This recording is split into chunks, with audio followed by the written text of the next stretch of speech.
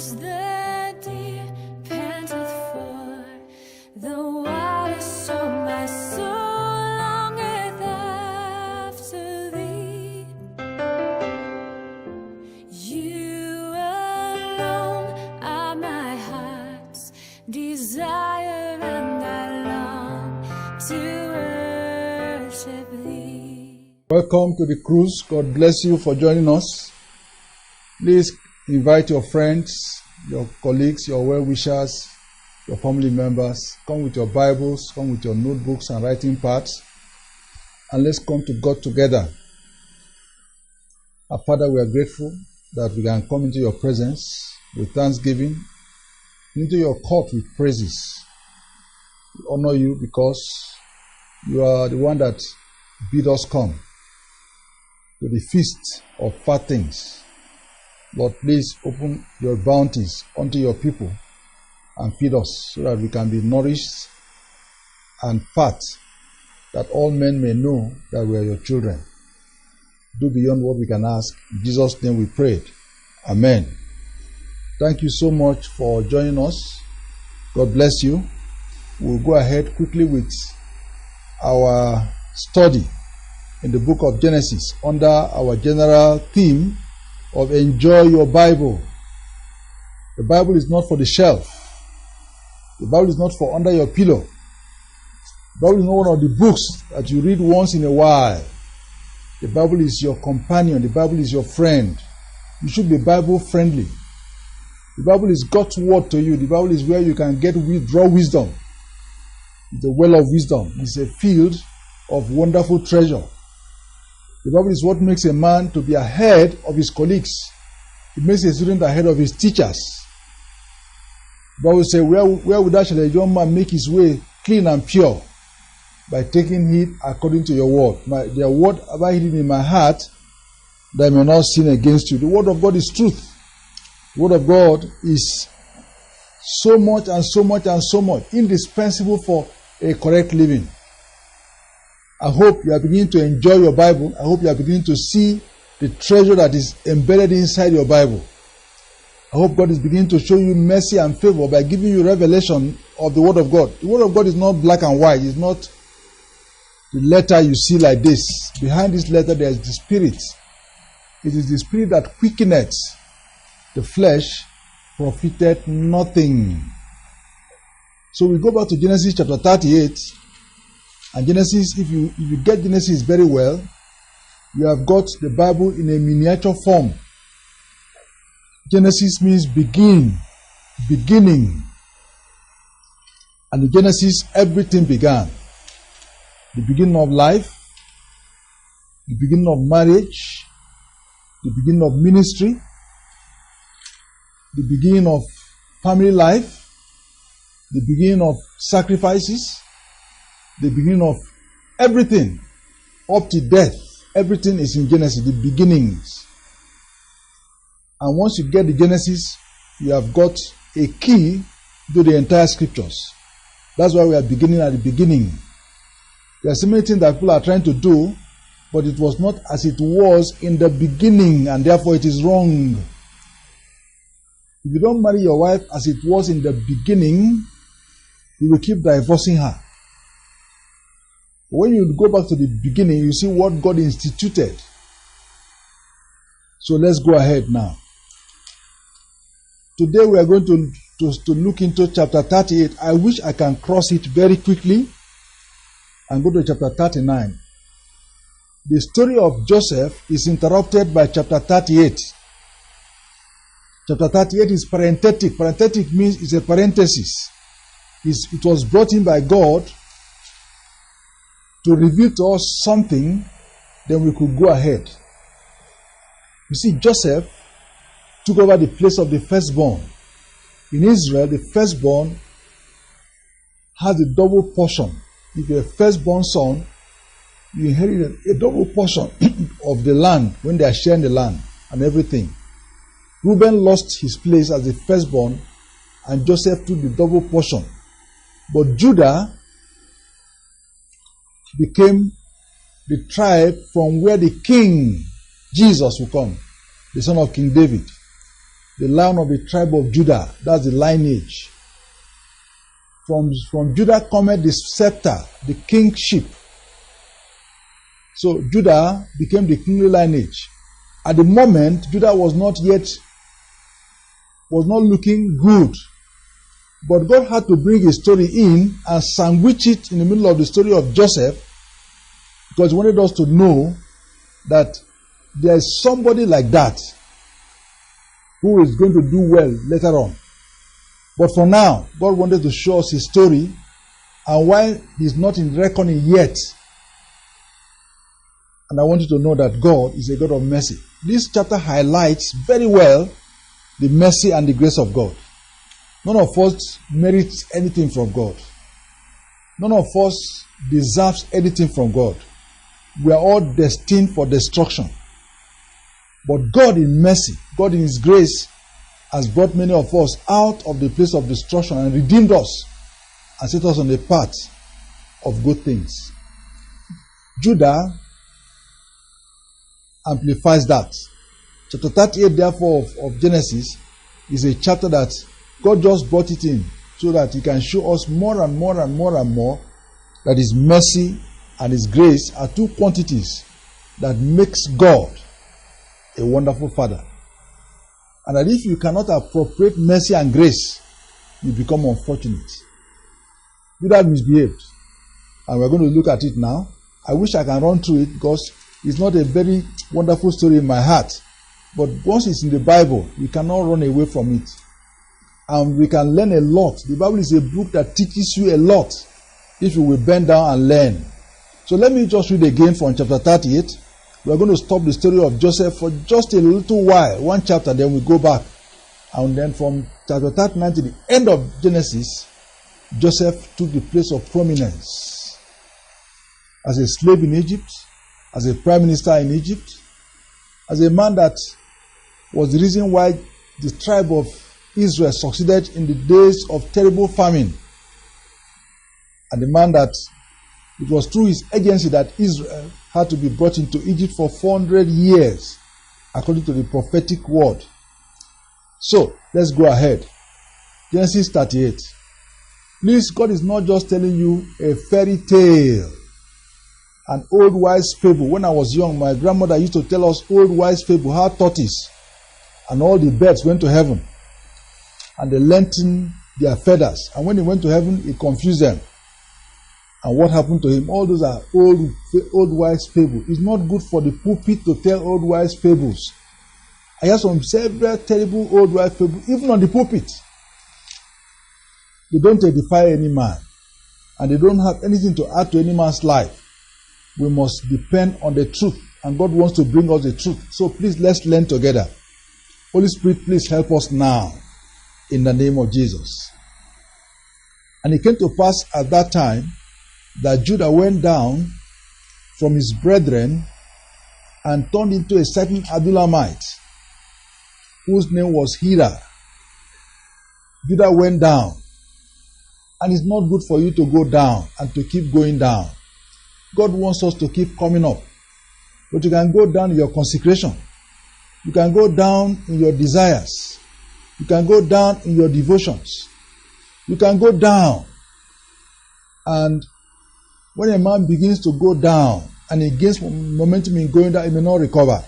Thank God that Judah recovered. But at this point, it's like he went down from his brethren. He left his brothers and family members and went down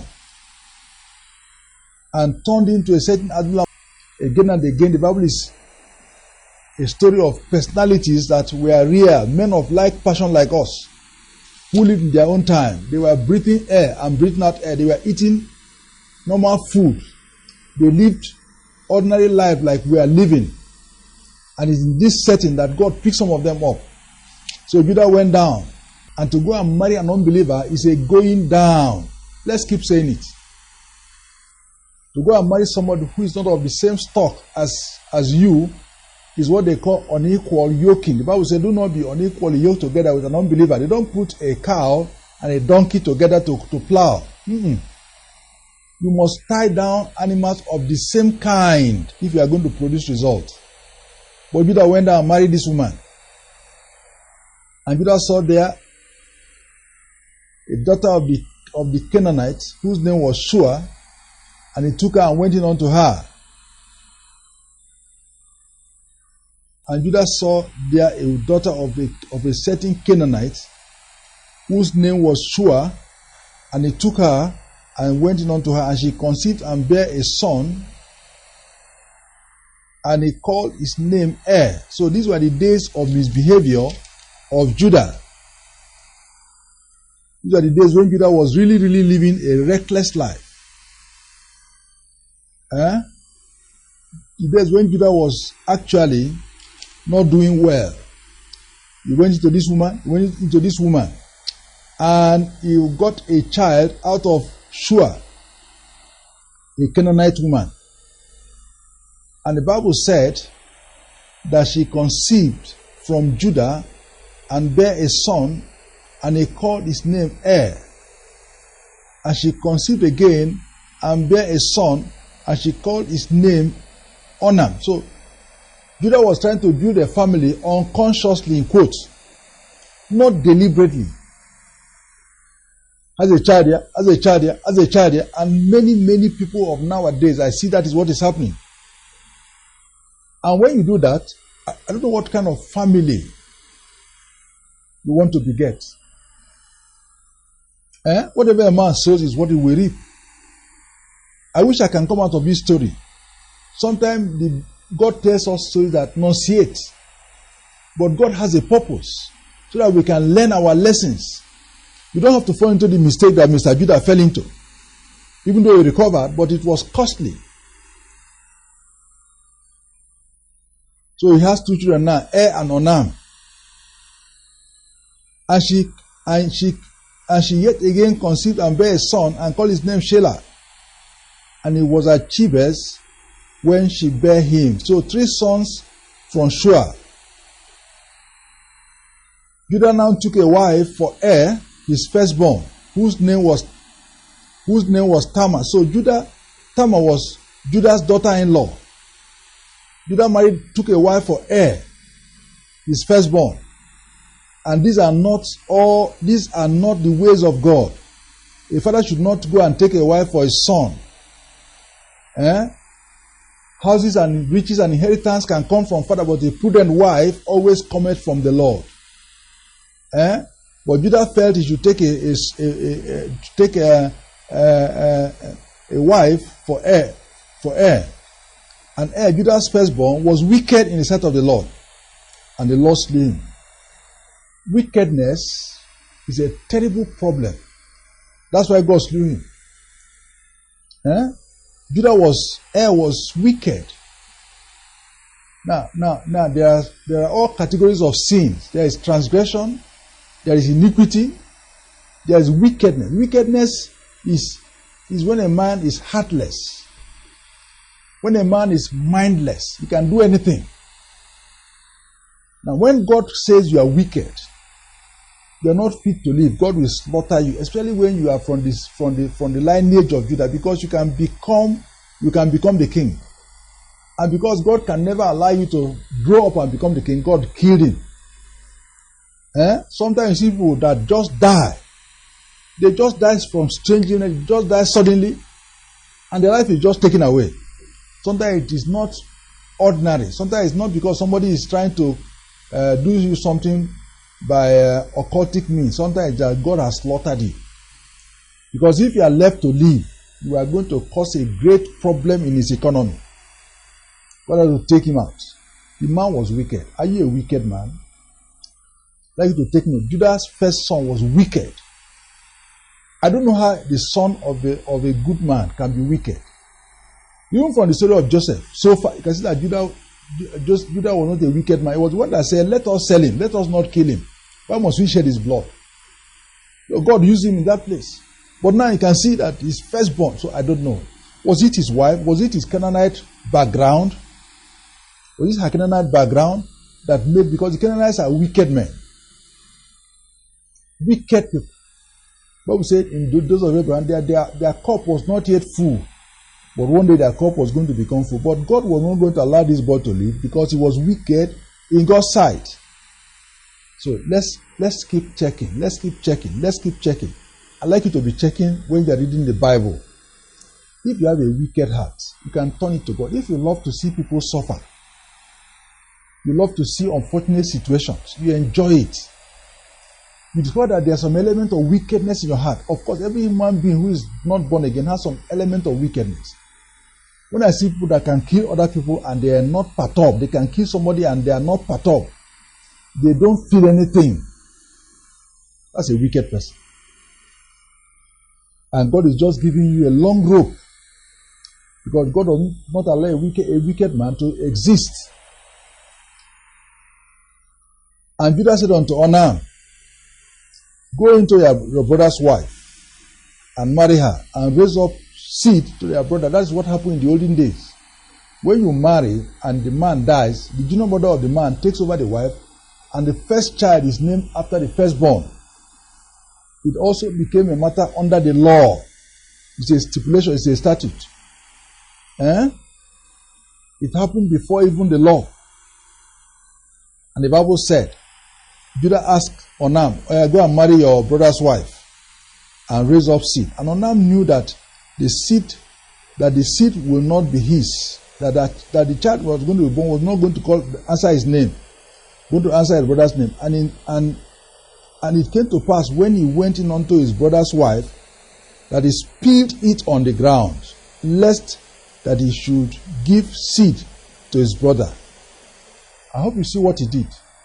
When he was going to have sex with his wife, his elder brother's wife, when it is time for him to ejaculate and pregnant her, he will bring it out and pour it on the ground. What kind of wickedness is this? You want to enjoy this woman, but you don't want to pregnant her. That's wickedness. Why didn't you say you will not marry her? Why didn't you reject her completely? But you want to take advantage of her, but yet. And this thing was, and the thing which he did displeased the Lord. Therefore, God slaughtered him again. So the first two sons of Judah were killed for wickedness. Friend, I know you have pregnanted many girls, but you don't want to marry any of them. You keep dodging. When they ask you, I said, excuse me, what is your point? You say, I'm not the only one who did it.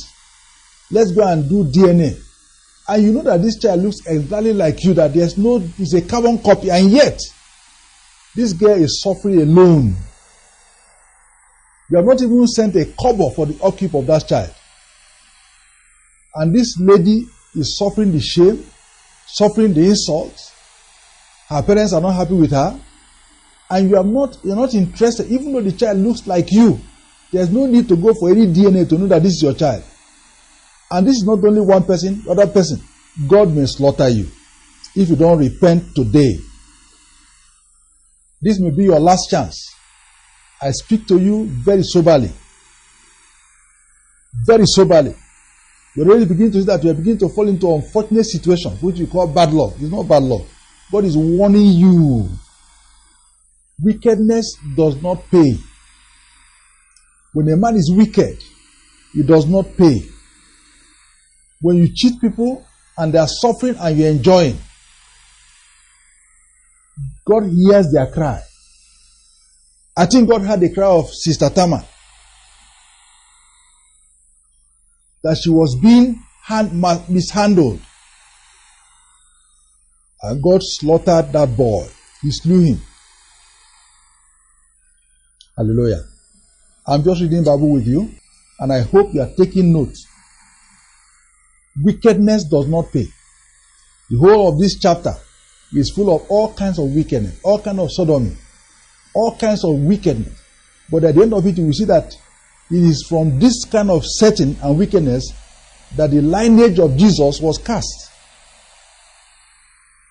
At the end of this chapter, you see that Judah slept with his daughter-in-law Tamar, and she had twins, Perez and Zerah, Perez became the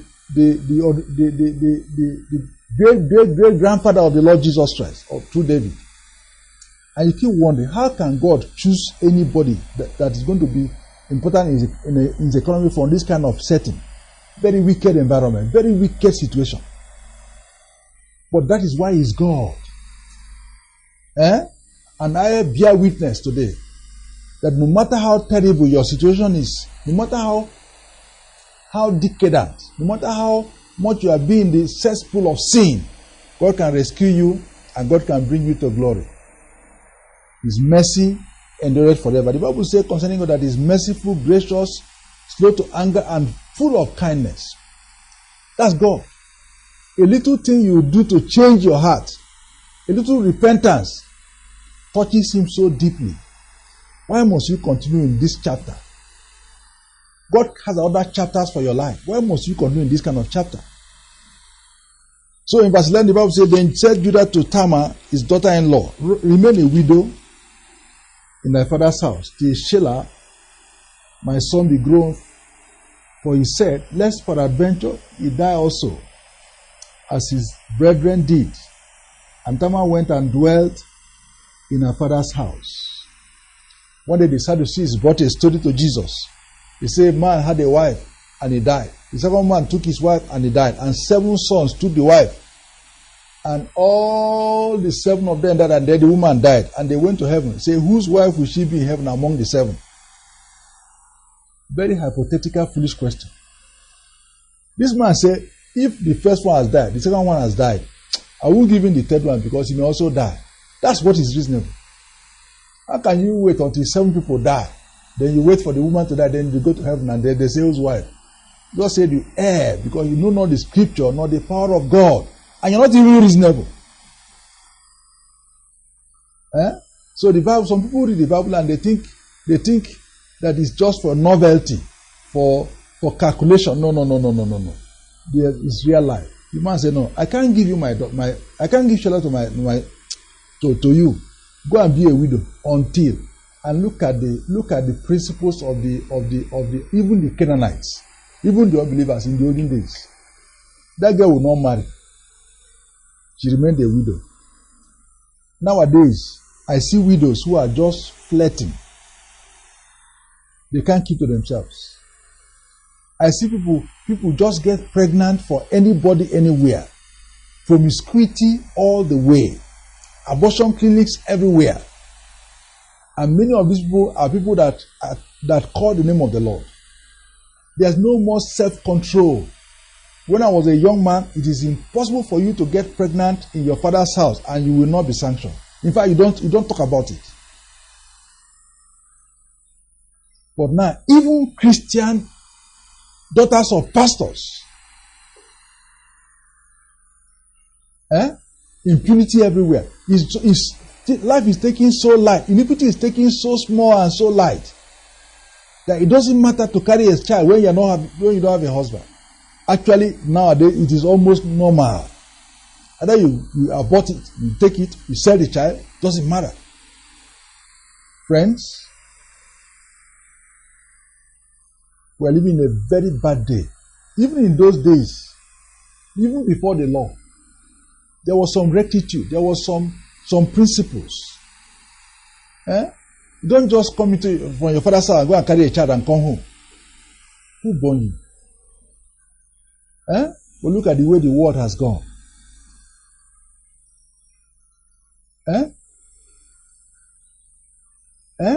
Legalized abortion. If that is not bad enough. Same sex, homosexuals, lesbians, all kinds of wickedness. And the world they don't like a good man. They don't like a man who will stop all this. The world press will come at you. A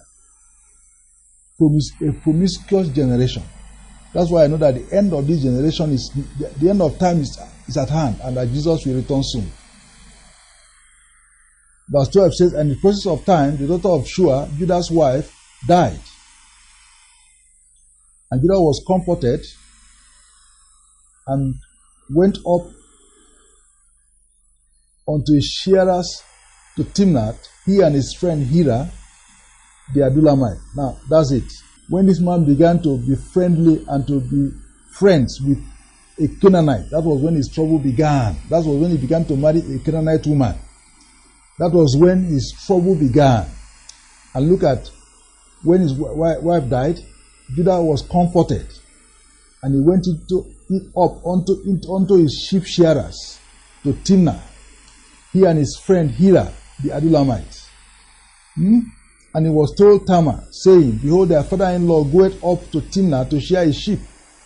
And she put her widow's garment off from her, and covered her with a veil, and wrapped herself, and sat in an open place, which is by the way to Timnah, for she saw that Sheila was grown up. So when Sheila was grown up, and they refused to give her to Tamar, Tamar kept wearing her widow's dress, until she discovered that Judah was going to shear his sheep to Timnath with his friend Hira. And so she removed her widow's gown, went and sat down like a harlot on the road. And this Judah had a problem at that time. And the Bible said Judah came in and said, let me lie with you. He said, how much will you give me? If you read the story, he said, I will give you a goat. He said, I will send a goat after. He said, no, give me a pledge. Verse 17, I will send you a kid from the flock. And he said, will thou give me a pledge? Did thou send it? And he said, what pledge shall I give you? And she said, your signet ring, your bracelet, your staff that is in your hand. And he gave it to her and came to her, and she conceived by him. So this man slept with his daughter-in-law, and she became pregnant. And daughter-in-law had in her possession his bracelet, his staff, his everything that is of his authority. I know we are over short time, but I'm just showing you a man who has no self-control. And look at what is ending. So today, I want to pray with you. All of us who have no self-control, all of us who cannot control our passions, beg God to save you.